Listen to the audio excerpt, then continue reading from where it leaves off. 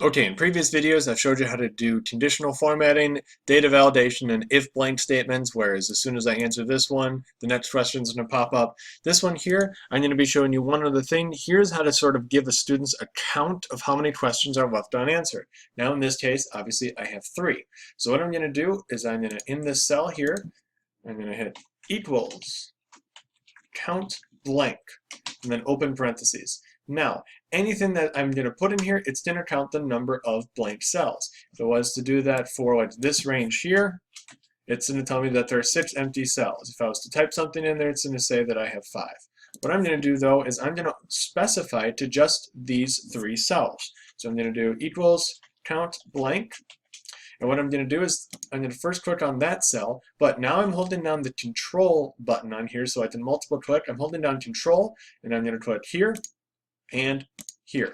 Then I'm going to close those parentheses. So now it's going to count of C8, C12, and C15, these 3 ones that are highlighted, how many of them happen to be blank?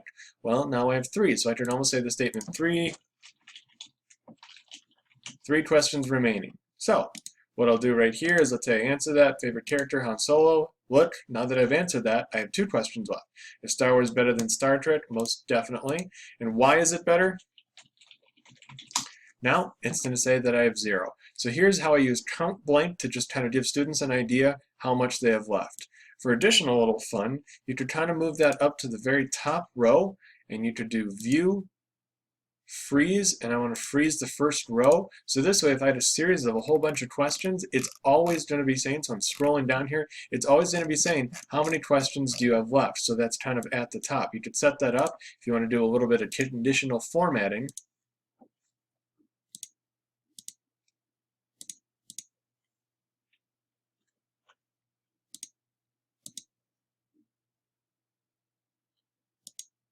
Now I can say, if it's down to 0, we could say, yay, you're all done with everything here.